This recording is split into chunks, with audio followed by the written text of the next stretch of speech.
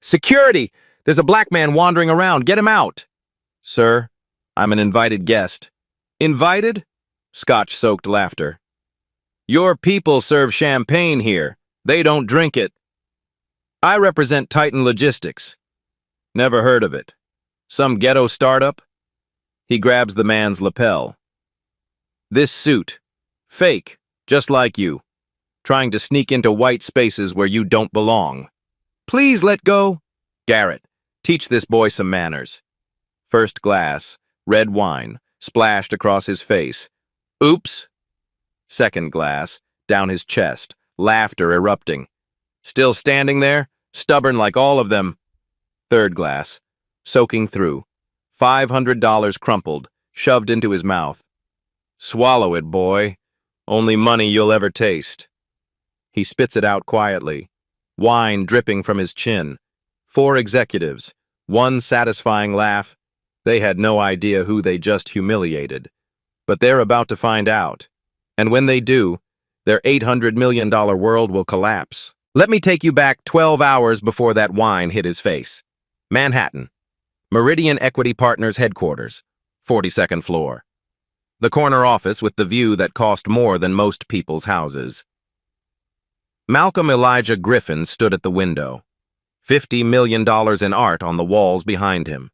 $4.5 billion in assets under management. 12 companies in his portfolio. But today his mind was on just one. His phone buzzed. Rachel Morrison, COO of Titan Logistics. Renewal documents are ready, sir. Catherine Cole wants a call next week to finalize the contract. Cancel the call. Sir? 3 years you've handled Harrington Cole. You've done excellent work. But this renewal is different. $800 million company. 5 more years. I want to meet them myself. Rachel paused. You've never wanted direct involvement before. Time to change that. They have a charity gala tonight in Connecticut. I'll attend. Should I arrange an introduction with Catherine? No. I want to observe first. See who they really are when there's no business on the table. Character reveals itself in social settings. Malcolm hung up. His assistant, Jerome Simmons, entered. Former Marine, 6 years of loyal service. The kind of man who noticed everything. Invitation came through, Jerome said. But there's a problem. What kind? It was sent to Titan's office. Not to you directly. Addressed to Titan Logistics representative. Your name isn't anywhere on it. Malcolm turned from the window. 3 years of partnership, $800 million company, and they addressed the invitation to representative? Gets worse. Jerome pulled up records on his tablet. I checked our files. You've requested direct meetings with HC leadership 8 times over 3 years, face-to-face meetings. All 8 were declined. By whom? Same person every time. Victor Morrison, their VP of Legal. Malcolm filed the name, Victor Morrison. What reasons did he give? Different excuses each time. Mrs. Cole prefers working with operational teams. Owner involvement not necessary for routine business. Rachel Morrison is authorized to represent Titan fully. Routine business. Malcolm almost smiled. $800 million is routine now. That evening, Malcolm's black sedan cut through the Connecticut countryside. Old money territory, estates hidden behind ancient trees. Wealth so deep it didn't need to advertise. The Harrington estate emerged like a castle from the darkness. 400 cars, crystal chandeliers visible through 20-foot windows. The kind of party where a single centerpiece cost more than a teacher's annual salary. At the security checkpoint, the guard studied the invitation. Titan Logistics. Representative. He looked up, looked at Malcolm, looked at Jerome. 2 black men in expensive suits. His eyes narrowed. You are? The owner. I'll need to verify that. 3 minutes of radio calls, 3 minutes of standing in the cold. Meanwhile, a white couple in a Mercedes rolled up. The guard waved them through with a smile. No verification needed. Finally, you're clear, but there's no VIP seating assigned. You'll have to find your own spot. Not a problem. Inside, Malcolm scanned the ballroom. 400 of America's wealthiest families. Diamonds, champagne, the smell of inherited money. He spotted Catherine Cole near the orchestra, networking with donors. He recognized her from company reports, but they'd never met. She didn't know he was here, didn't know what he looked like. Near the bar, 4 men laughed too loud. Bradley Harrington III, Garrett Cole, Preston Ashby, Mitchell Warren.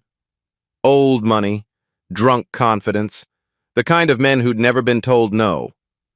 Malcolm caught a fragment of their conversation. Titan Logistics contract? Boring stuff. Rachel Morrison handles everything. I've never even seen the owner. $800 million company and you've never met the guy? Why would I? That's what operational people are for. As long as the trucks show up, who cares? In the corner, Malcolm noticed something else. An older man watching him, whispering to someone beside him. Charles Harrington, 76, the patriarch. And Victor Morrison, the gatekeeper. Charles saw Malcolm enter, said something to Victor. Victor nodded, but Victor didn't approach Malcolm, didn't introduce him to anyone, didn't alert the other executives. Strange. Then Catherine Cole walked past, right by Malcolm, close enough to touch. She didn't recognize him. Why would she? She only worked with Rachel. Never seen Malcolm's photo. He was a name in contracts, not a face at galas. From across the room, Charles watched, a small smile forming. Malcolm didn't know it yet. His invisibility wasn't an accident. It was designed. Near the back tables, Malcolm noticed an elderly woman struggling with her cane. Eleanor Harrington, 86 years old, the family matriarch, lost in the crowd of people half her age. No one helped her, too busy networking, too important to notice. Malcolm walked over. "Ma'am, may I assist you?" He offered his arm, guided her gently to her seat. "Thank you, young man." Her voice was warm, genuine. "Such manners. What's your name?" "Malcolm Griffin." The name meant nothing to her. She wasn't involved in business anymore. "And what do you do, Malcolm?" "I own a company that works with your family's business." "How wonderful. You're very polite. That's rare these days. I like you." That's when Bradley appeared. Garrett, Preston, and Mitchell trailing like hyenas behind a lion. "Grandma, let me help you." "A nice young man already helped me, Bradley." Bradley looked at Malcolm. Quick assessment. The kind of evaluation that takes 2 seconds and dismisses a person entirely. Black. Nice suit, but not a tuxedo. No Rolex, no VIP badge, no one he recognized. Conclusion. Nobody. "Thanks, buddy. I've got her from here." "Of course. Enjoy your evening, Mrs. Harrington." Malcolm turned to leave. Give them space. Garrett stepped in his path.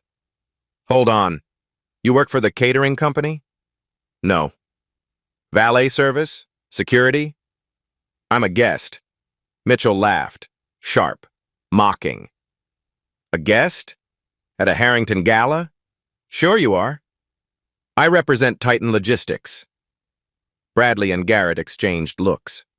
The name was familiar, somewhere in the back of their minds, but the connection didn't form. Titan, right. That logistics vendor. Bradley waved his hand dismissively. "Since when do we invite vendors to family events?" Titan is a strategic partner. 3 years, $800 million company. Partner, vendor, whatever. Same thing. Bradley raised his wine glass. "Well, welcome to the party, Mr. Logistics Man." He stepped forward, pretended to stumble. The wine hit Malcolm's face first. Red, expensive, cold. "Oops, clumsy me." He wasn't stumbling. He was laughing. Nothing made him trip. Garrett moved in immediately. Let me help clean that. Oh no. Second glass. Down Malcolm's chest, the white shirt turning crimson. Still standing there? Preston sneered. Stubborn, just like all of them. Third glass. Mitchell this time, soaking through to skin. Preston threw a napkin. It hit Malcolm's face before falling to the floor. There you go, boy. Clean yourself up. Mitchell had his phone out, recording, laughing. Classic Brad. This is gold. Malcolm stood motionless, wine dripping from his chin, staining his $3,000 suit. 8 seconds of absolute stillness. Bradley grew uncomfortable with the silence. He expected anger, shouting, something he could use. Come on, that's Chateau Margaux. $400 a bottle. You should be honored. He pulled out a money clip, thick with bills, peeled off 500s, crumpled them, shoved them into Malcolm's breast pocket. For the shirt and the dry cleaning, keep the change. He patted Malcolm's chest, twice, condescending. Consider it a tip, for the help. Malcolm reached into his pocket, pulled out the crumpled bills. A server walked past. Young black man. Name tag, Derek. From Mr. Harrington, Malcolm said quietly, handing him the cash. He appreciates your service tonight. Derek understood, took the money, nodded with dignity. Malcolm turned back to Bradley. Titan Logistics, $800 million company. I own 67%. Remember the name Malcolm Griffin? Bradley's laughter exploded. You own it? Right! And I'm the Pope. You'll remember. Soon. Malcolm walked away. The executives laughed harder. Best entertainment of the evening. They didn't notice Mitchell's phone was still recording, or that someone had just airdropped the video outside the building. Malcolm moved toward the exit. Steady pace. Controlled. Jerome intercepted him in the foyer. Sir, do you want me to... No. Bring the car around. What about the renewal meeting? That's why we came. There won't be a renewal. Sir, that's our biggest client. 800 million? Some things cost more than money, Jerome. Behind them, Bradley noticed his victim leaving. The black man he'd just put in his place was walking away, not apologizing, not cowering, not begging for forgiveness. Unacceptable. Hey! Logistics guy! Malcolm didn't stop. Bradley pushed through the crowd. His hand clamped down on Malcolm's shoulder from behind, spun him around.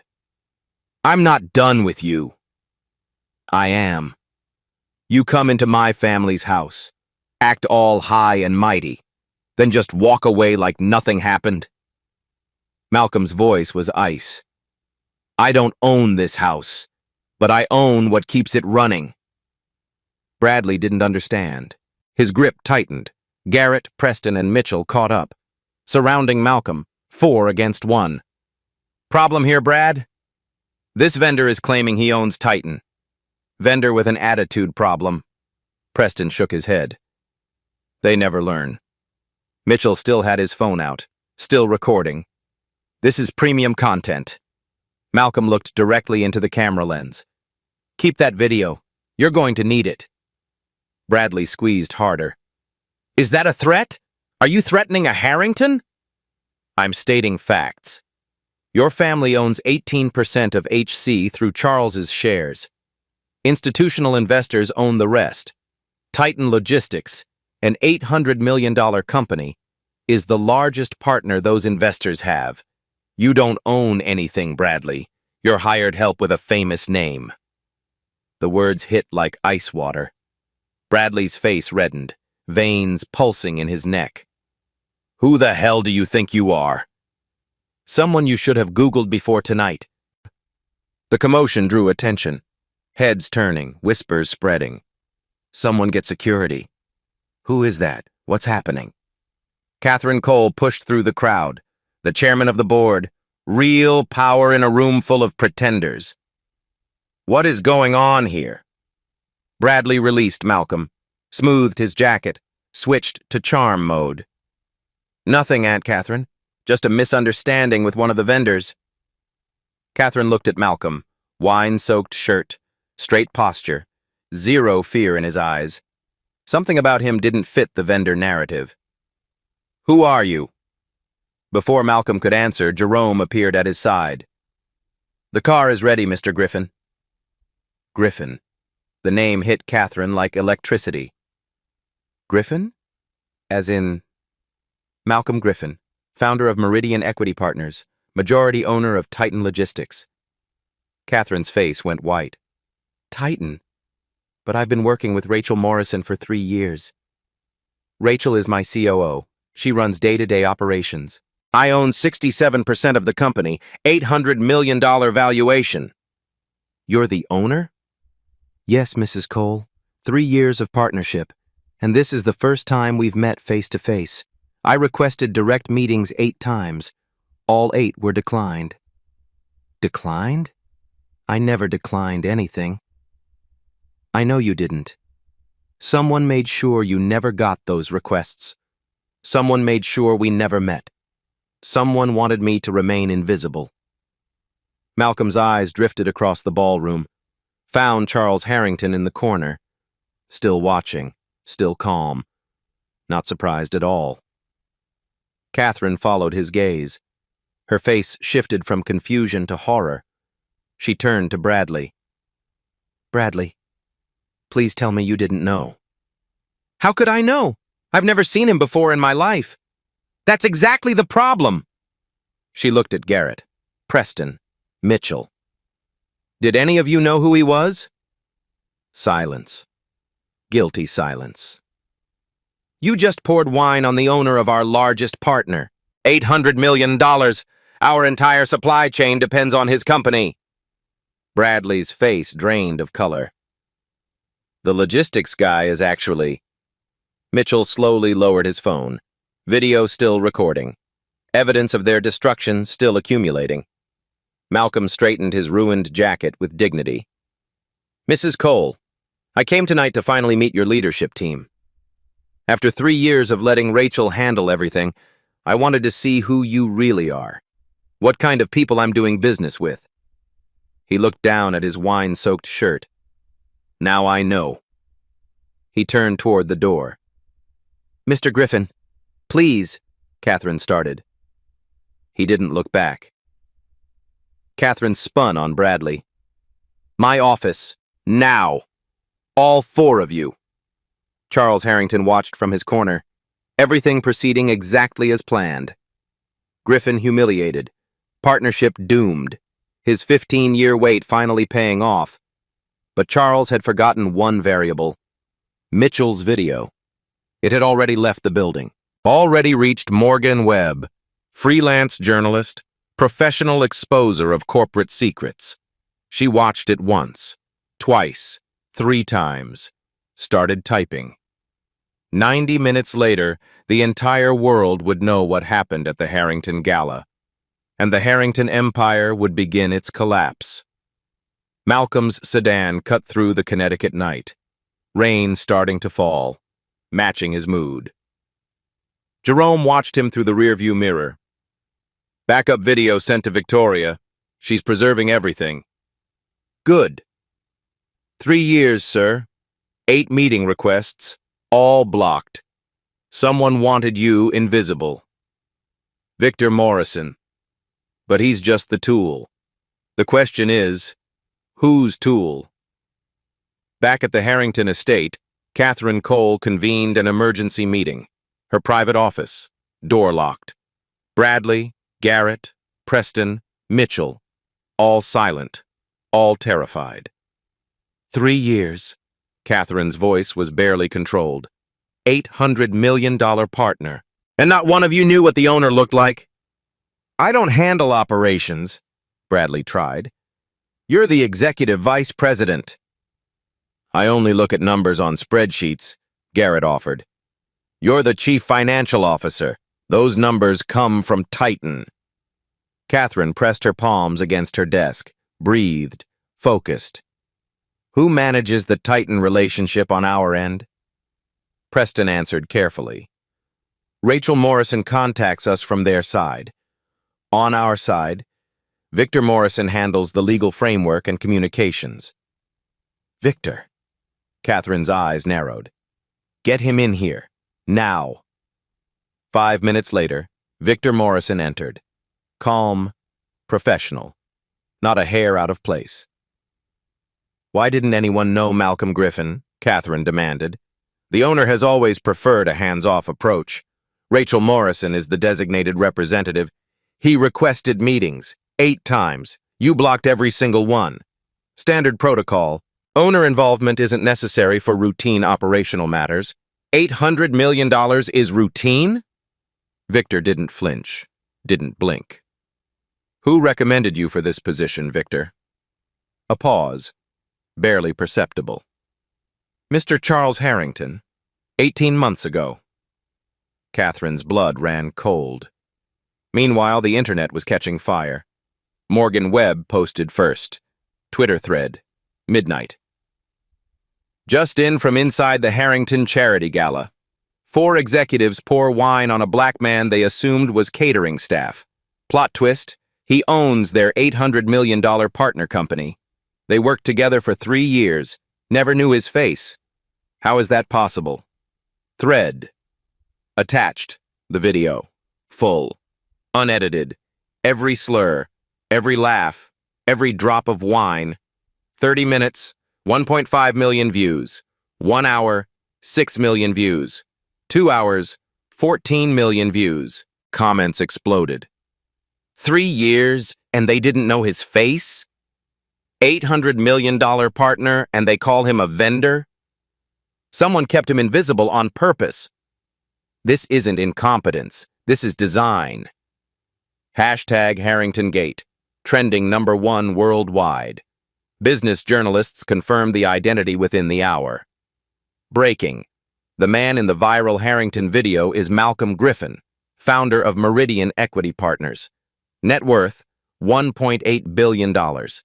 He owns 67% of Titan Logistics, an $800 million company that has been Harrington Coal's largest strategic partner for 3 years. HC executives had never met him. The question everyone is asking, why? Stock futures moved immediately. Harrington Coal dropped 8% overnight. Internet investigators started digging. 3 years. Biggest partner. No one knew his face? This isn't an accident. Someone deliberately kept him invisible. Who is Victor Morrison? He blocked all the meetings. Charles Harrington brought Victor in 18 months ago. What is the connection? The conspiracy wasn't a theory anymore. In his Connecticut mansion, Charles Harrington sat in his study, watching the coverage, sipping 40-year-old bourbon. His phone rang. Victor. It's everywhere. What do we do? Charles smiled. Nothing. Let it burn. When Griffin terminates the partnership, we blame cultural differences. Replace Titan with Morrison Logistics, your cousin's company. Problem solved.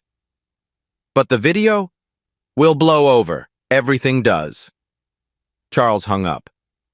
He'd waited 15 years for this. Malcolm Griffin was finally going to pay. 11 p.m. Harrington Coal headquarters. Emergency war room. Sandra Mitchell, head of public relations, looked like she'd aged 10 years in 3 hours. Phones ringing non-stop. Email servers crashing. Stock price in freefall.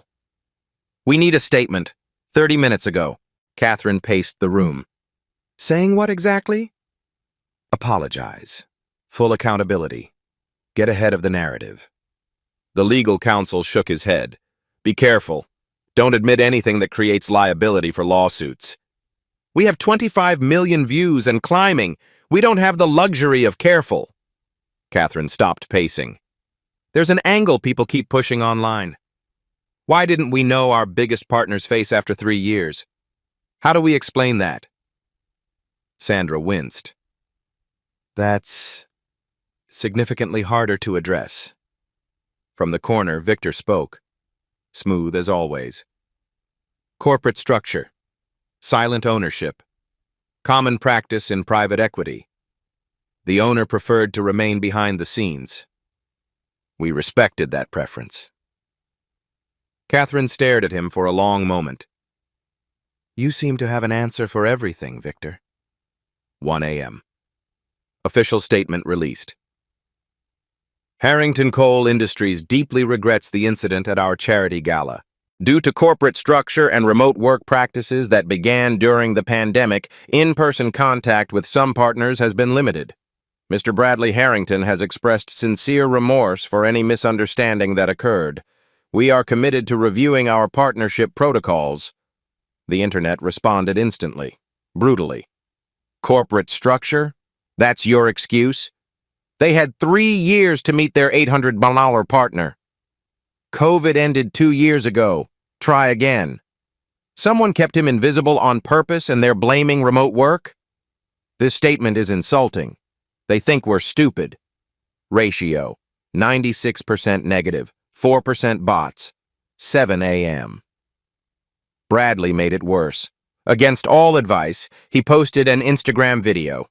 Unscripted, unwise. I want to address what happened last night.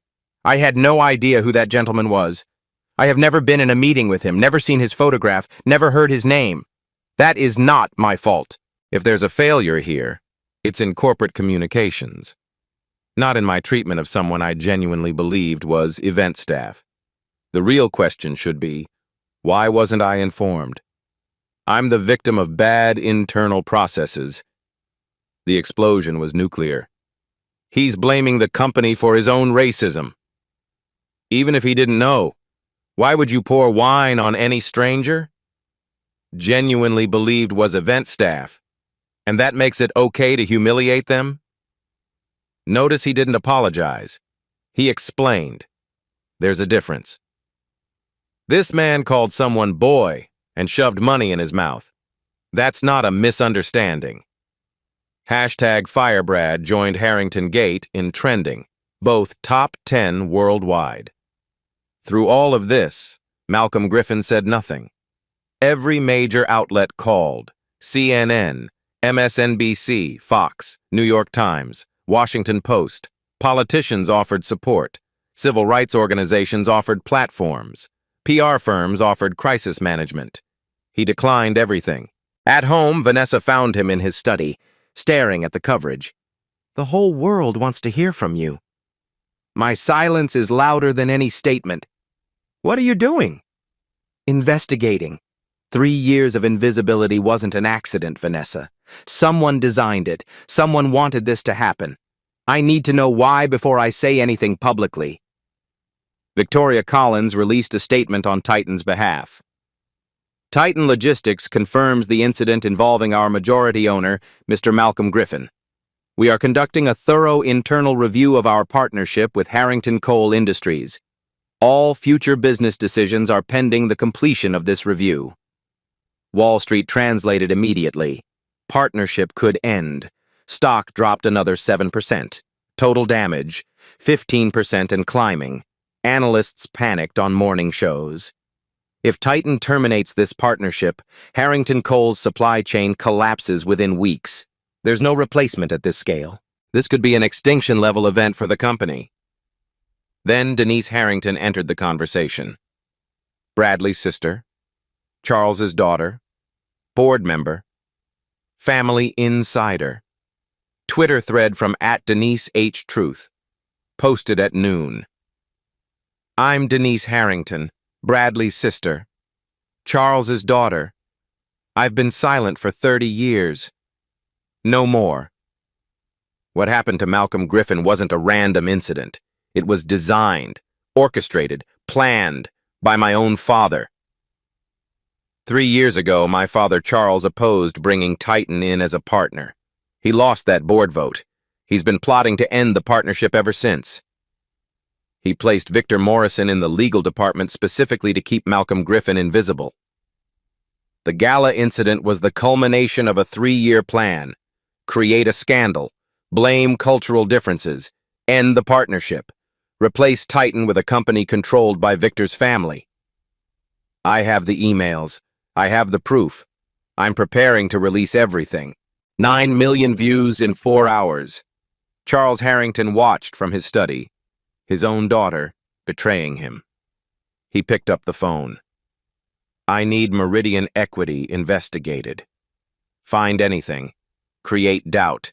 Destroy his credibility before he destroys ours. 50 years of favors. Time to use them all. Day 3 after the gala. Malcolm sat in Meridian Equity's secure conference room. Victoria Collins had spent 72 hours without sleep.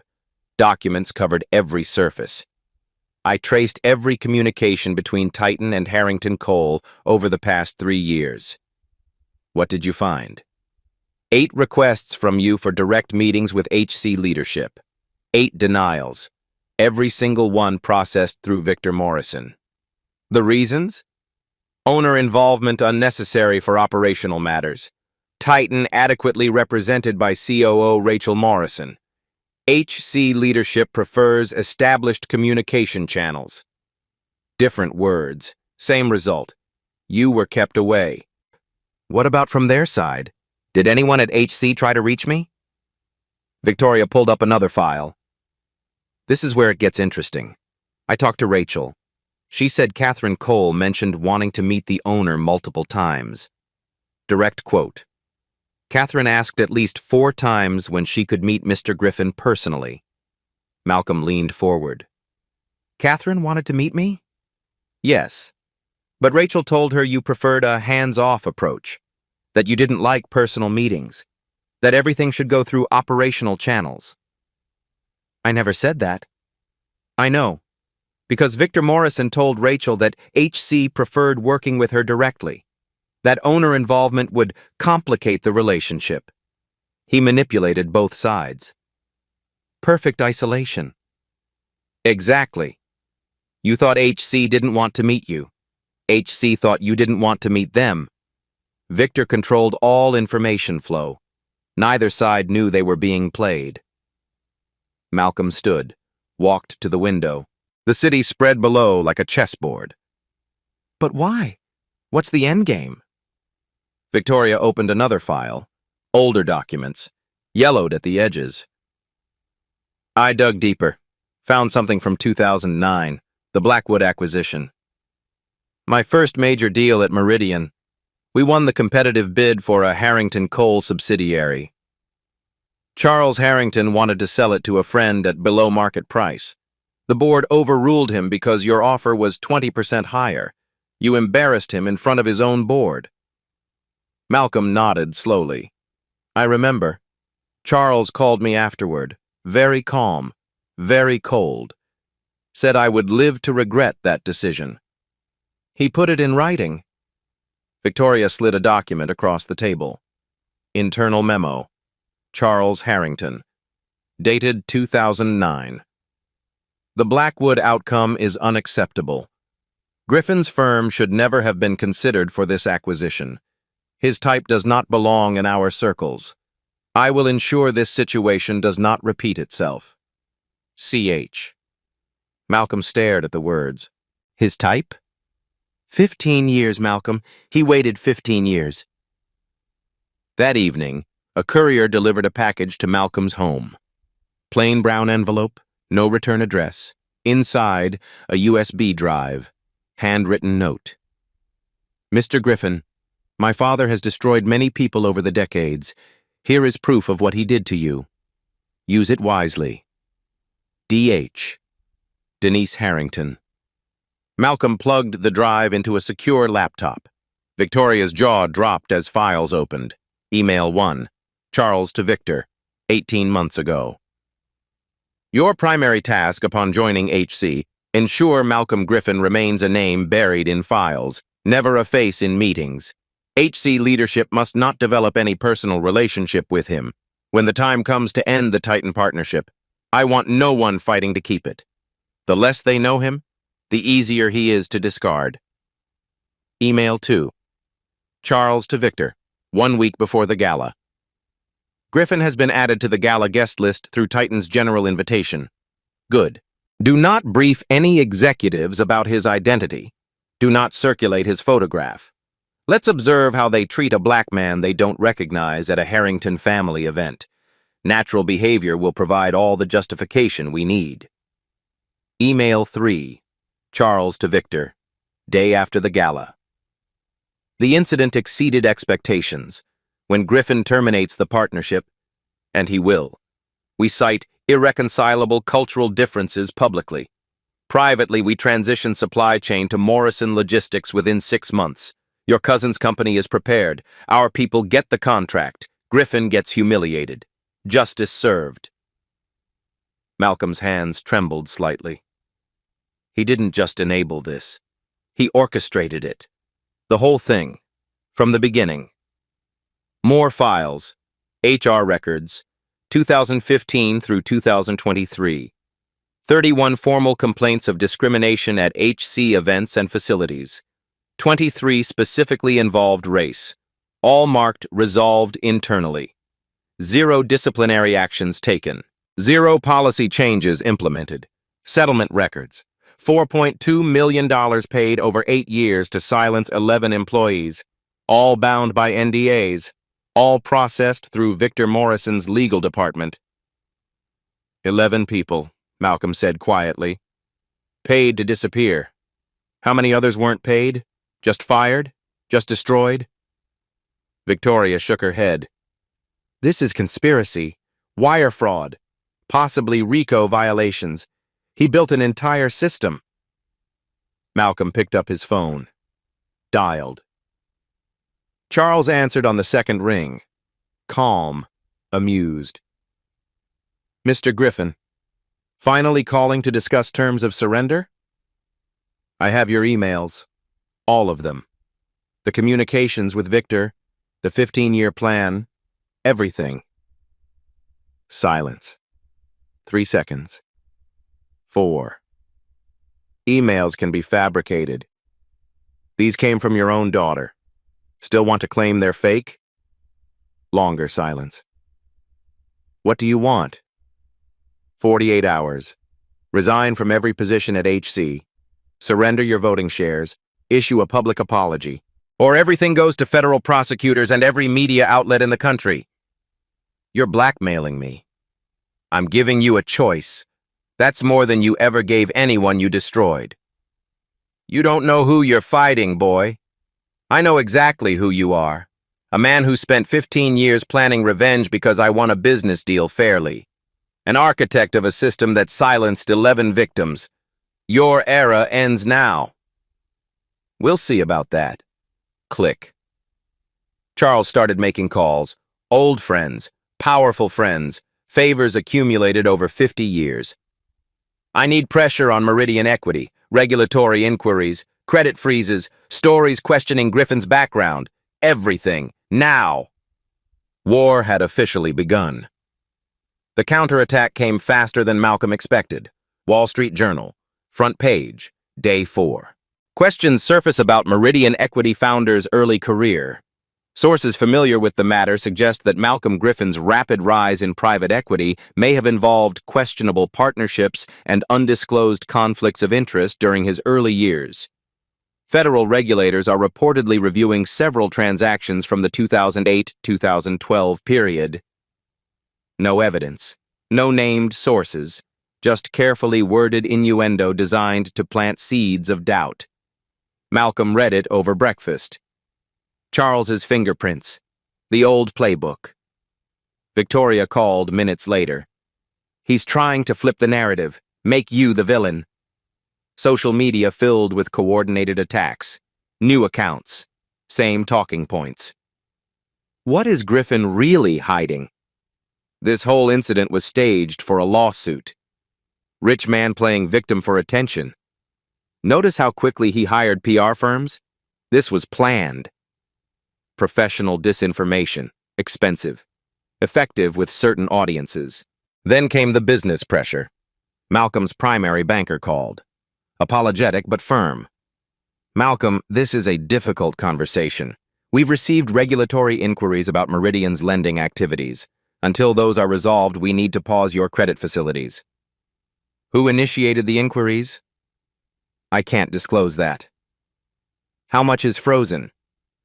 $200 million in credit lines, effective immediately. Click. Charles's connections running deep. 50 years of favors being called in simultaneously. But the worst came that evening. Malcolm arrived home to find Vanessa standing in the foyer, face drained of color, hands shaking. Someone delivered this, left it on the doorstep. A plain cardboard box on the table. Inside, a photograph. Their daughter Naomi, 17 years old, walking home from school that afternoon. Clearly taken with a telephoto lens, a red circle drawn around her face. No note. None needed. Malcolm's blood turned to ice. When? It arrived an hour ago. Security cameras show a delivery van, fake plates. Did you call the police? They said there's not enough for an investigation. No explicit threat, no direct contact, just a photograph. Malcolm stared at his daughter's circled face, everything he was fighting for, everything he could lose. Naomi came home an hour later. She didn't know about the photograph, but she knew about the scandal. The whole school did. Dad, people are saying things. Some support you, but others, they're saying you made it all up. That you staged the whole thing for money, that you're a fraud. Do you believe them? Of course not. Tears forming. But it's so hard. Can't we just make it stop? Let it go? Go back to normal? If I let it go now, the next person won't have anyone to fight for them. But what about us? What about our family? She ran upstairs.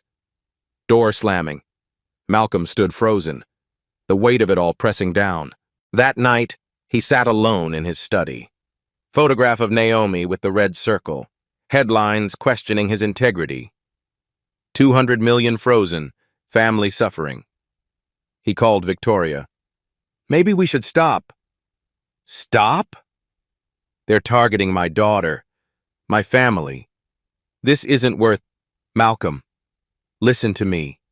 If you stop now, Charles wins, not just against you, against the 11 people he silenced, against the 31 who filed complaints, against everyone who comes after.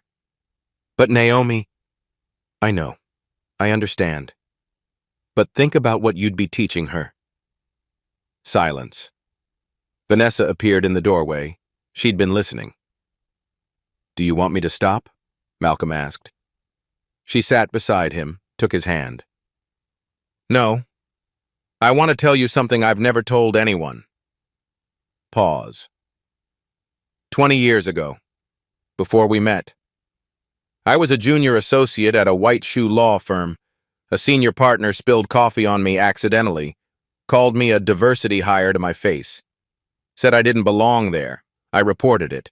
2 weeks later, I was fired. Performance issues. No severance. No reference. Malcolm stared at her. You never told me. Because I was ashamed. I lost. I had no power, no resources, no platform. Nobody believed me. That's why I became a civil rights attorney, to fight for people who couldn't fight for themselves. She squeezed his hand. You have what I didn't. Money, platform, evidence. If you quit now, I'll understand. But you'll regret it for the rest of your life. And so will I. Malcolm looked at the photograph, at the headlines, at his wife. If anything happens to Naomi, we protect her, together, like we always have. Long silence. Then Malcolm stood. Call Victoria. Call Morgan Webb. We're not stopping. We're accelerating. Day 6. A secure conference room in a neutral law firm. Armed security at every entrance. Bug sweepers running continuously. Malcolm looked around the table at his assembled coalition. Victoria Collins, Titan's general counsel. 3 days without sleep, but sharper than ever. Morgan Webb, the journalist who broke the story. Hungry for the next chapter. Denise Harrington, the insider who betrayed her own blood. Calm. Resolved. Martin Thompson, civil rights attorney. 30 years of class action experience. 6 former Harrington Coal employees. Victims, survivors, ready to speak. and one presence no one expected. Eleanor Harrington, 86 years old, walking slowly with her cane, the family matriarch, Charles's own mother. Malcolm rose. Mrs. Harrington, I didn't expect— Neither did I, Mr. Griffin. Her voice was steady despite her age. I'm 86 years old. I've been silent about this family's sins for 60 years. Watching, knowing, saying nothing. She lowered herself into a chair. That silence ends today. The room went quiet. My husband Harold, Charles's father, was exactly like his son. Cruel, racist, controlling. I divorced him in 1983, but I made a terrible choice. I left my son Charles with him. Tears formed in her aged eyes. Charles became a copy of his father. Bradley became a copy of Charles. 3 generations of poison. And I could have stopped it. I could have taken Charles with me, raised him differently. I chose the easier path. She looked directly at Malcolm. That cowardice is my greatest shame. I'm here to finally do what I should have done decades ago. Martin Thompson leaned forward. Mrs. Harrington, would you be willing to testify formally, in court if necessary?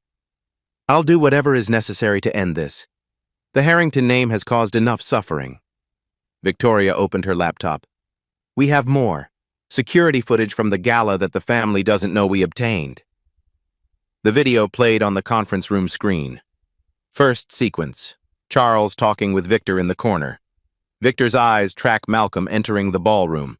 Charles nods. Smiles. Second sequence. Victor walks across the room. Approaches Bradley at the bar. Whispers in his ear. Bradley looks toward Malcolm. Smiles. Then walks toward Eleanor's table. Third sequence.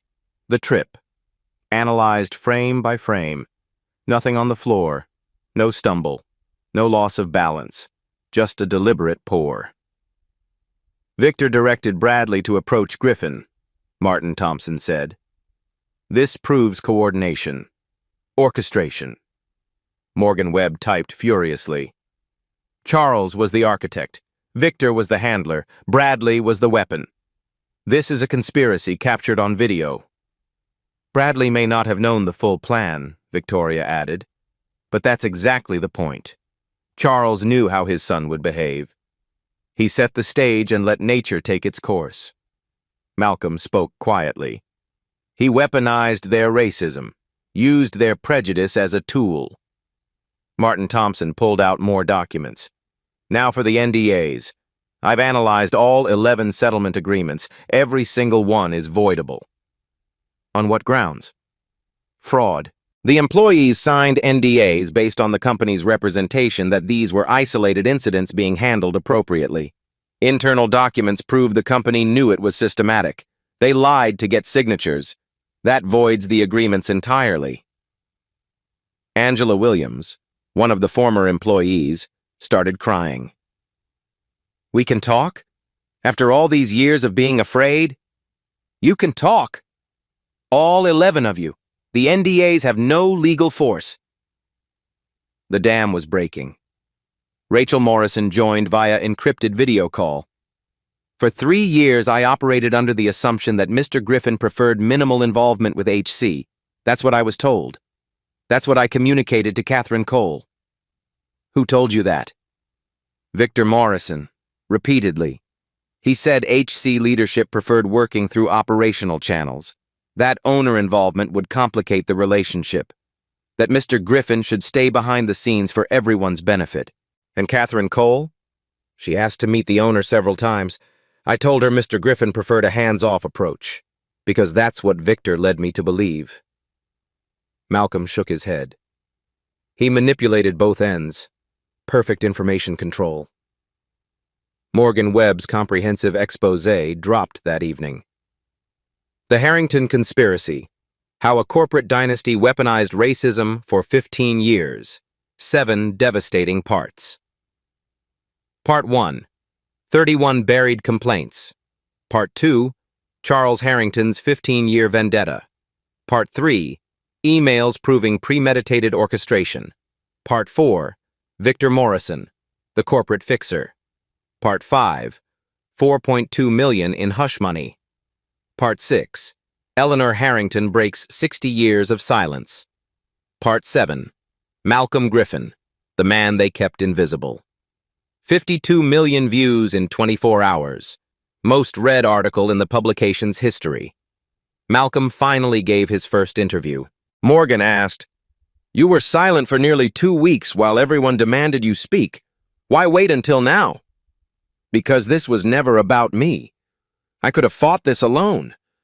I have the resources, the lawyers, the platform, but 31 other people didn't. They were silenced, paid off, threatened. I waited until they could speak. Now they can."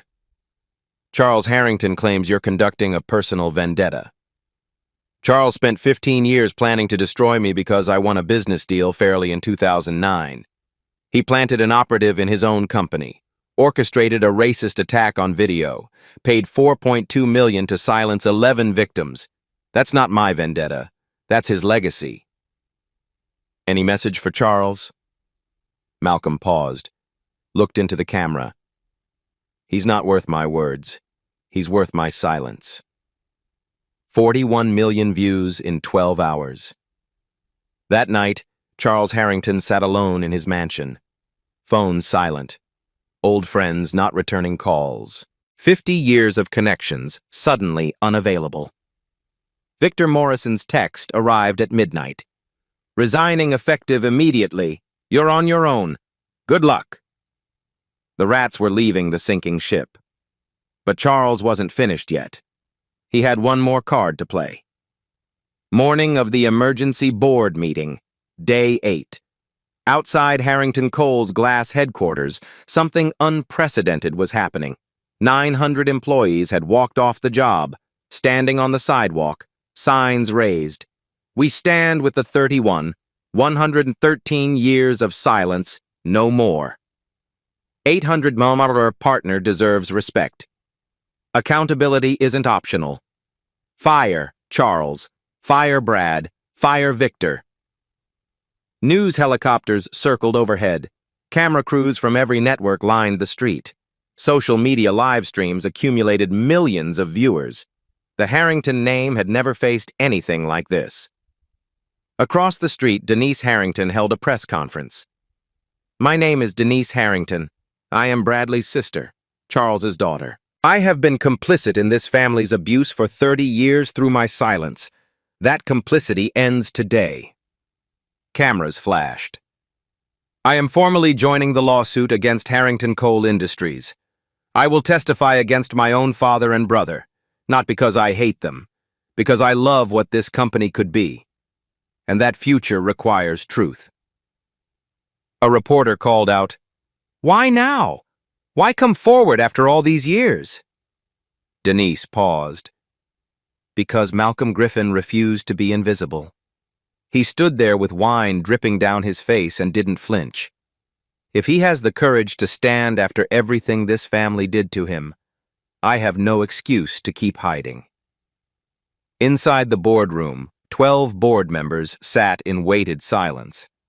Charles Harrington stood, 76 years old, defiant to the end.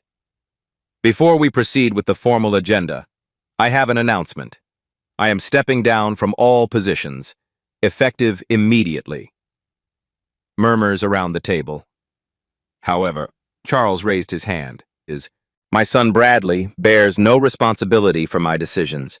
He acted on the culture I created. He should not be punished for my failures. Let me carry the burden alone." Bradley stared at his father, something shifting behind his eyes. "Father, the blame is mine, Bradley. Let me protect you." For a moment, it almost seemed noble, a father sacrificing for his son. Then Bradley stood. "No." The room froze. "Excuse me?" "No." Bradley's voice was stronger than anyone had ever heard it. You're not protecting me. You're protecting the Harrington legacy, using me as your shield, like always. He turned to face the full board. My father told Victor Morrison to approach me at the gala. Victor whispered that an outsider needed to learn his place. I didn't know who Malcolm Griffin was, but I knew exactly what I was doing. His voice cracked. I chose to humiliate another human being because I could. Because no one had ever stopped me. Because I believed I had the right. That's not culture, that's character. My character. He looked at his father. I don't deserve protection, and I don't want it. Charles reached for him. Bradley, my entire life I tried to make you proud, followed your rules, adopted your prejudices, your hatreds. Look where it's led. Bradley faced the board one final time. I vote to remove myself from all positions, effective immediately. Silence. Catherine Cole spoke. Motion to remove Charles Harrington from all board positions and revoke his voting shares. Seconded. Vote 8-1. Charles voting alone in his own defense. Motion to accept Bradley Harrington's voluntary resignation and bar him from future positions. Vote unanimous. Bradley voted against himself. Charles Harrington, 76 years old, architect of decades of systematic abuse, stripped of everything he'd built. Bradley Harrington, 51 years old, finally standing against his own father, walked out voluntarily. Father and son, both destroyed, one by justice, one by conscience. As Bradley passed Charles, the old man grabbed his arm. You're throwing away everything I built for you. Bradley looked at his father, really looked. You never built anything for me. You built a prison, and I'm finally walking out. The door closed behind him. Charles stood alone. For the first time in his life, he had no one left to control. The press conference assembled on the steps of Harrington Coal headquarters. Cameras from every continent, journalists from every major outlet, live feeds to 100 million screens worldwide. Catherine Cole approached the microphone, composed, resolute. Harrington Coal Industries announces the immediate removal of Charles Harrington from all board positions and the permanent revocation of his voting shares. Bradley Harrington has voluntarily resigned all positions. Victor Morrison has been terminated and referred to the state bar for disciplinary proceedings. She paused, gathered herself. We will fully cooperate with all federal and state investigations. Settlement negotiations with the 31 identified victims are underway and will be concluded fairly and expeditiously. She looked directly into the cameras. On a personal note, I owe Malcolm Griffin an apology that words cannot adequately express. What happened to him was inexcusable. But the greater failure is that we didn't know our biggest partner's face after 3 years of working together. That failure indicts our entire corporate culture. That culture changes today. The crowd murmured. Then Eleanor Harrington stepped forward. 86 years old, moving slowly with her cane, the matriarch of a dynasty, about to condemn her own bloodline before the world. My name is Eleanor Harrington. I have been part of this family for 65 years. Wife, mother, grandmother, and for most of those years, I was a silent witness to cruelty. Her voice trembled, but didn't break. My husband Harold was a racist, a bully, a cruel man who passed his hatred to our son Charles. I divorced Harold in 1983, but I made the worst decision of my life. I left my son behind. Tears ran down her weathered face. Charles became his father. Bradley became Charles. 3 generations of poison, and I could have stopped it. I could have fought harder. I chose silence instead. She gripped the microphone stand. To every person my family has harmed, I am sorry. Those words are not enough. Nothing is enough. But I pray my testimony helps end what my cowardice allowed to continue. The crowd fell silent. Then a black sedan pulled up. The door opened. Malcolm Griffin stepped out. The crowd parted. Cameras swiveled. 100 million viewers leaned closer to their screens. He walked to the microphone, unhurried, unbroken. I have a brief statement. Silence. Titan Logistics will continue its partnership with Harrington Coal Industries. Gasps rippled through the crowd. The partnership will continue under new leadership, with new culture commitments, with independent oversight, with accountability mechanisms that have teeth. A reporter shouted, "Why? After everything they did to you?" Malcolm paused. 12,000 people work for Harrington Coal. 12,000 families depend on those paychecks. They are not responsible for their leadership's sins. Destroying this partnership would destroy their livelihoods. I won't punish the innocent for the crimes of the guilty. He looked into the cameras. Forgiveness isn't weakness. It's power. The power to move forward instead of remaining trapped in the past. The power to choose who you become, regardless of what others did to you. Any message for Charles Harrington?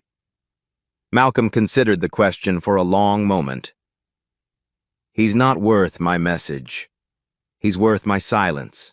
He turned, walked back to his car, drove away. The crowd erupted, commentary exploded. But Malcolm was already gone. That evening, Charles sat in his family's mansion, alone in the dark. His phone showed the press conference playing on loop, his mother apologizing for him, his son rejecting his protection, his enemy showing mercy he didn't deserve. Everything he'd spent 50 years building, gone in 8 days. His driver appeared. "Where to, Mr. Harrington?" "Home." The word echoed empty. Later that night, footsteps in the hallway. Bradley appeared in the study doorway. Charles didn't look up. "Come to gloat? Come to say goodbye." "Goodbye?" "I'm leaving, Father.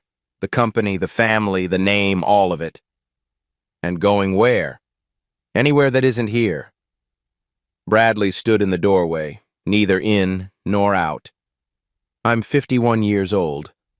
I just realized I've spent my entire life trying to become you, studying you, imitating you, seeking your approval." He shook his head. "And you? You're empty. You built nothing that lasts, nothing but fear. I built an empire. You built a prison, for everyone around you, for me, for yourself." Bradley turned to leave. "I'm done serving my sentence." "Bradley." Charles's voice cracked. 76 years of walls crumbling. "You're my only son." Bradley paused at the door, didn't turn around. "And you're my only father. That's the tragedy." The door closed. Charles sat in the darkness. Silence.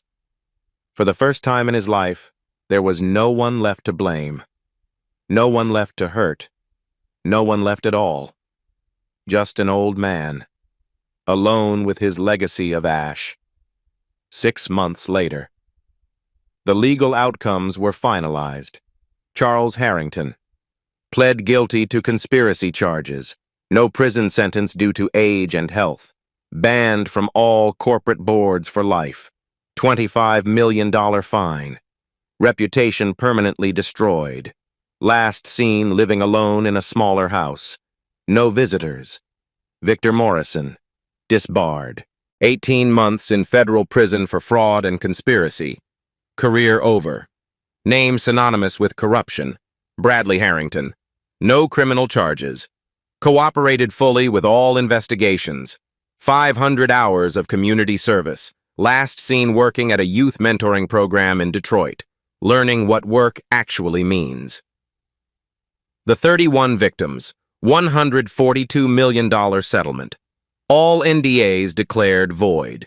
Many testified before Congress about corporate accountability. Laws being drafted in their names.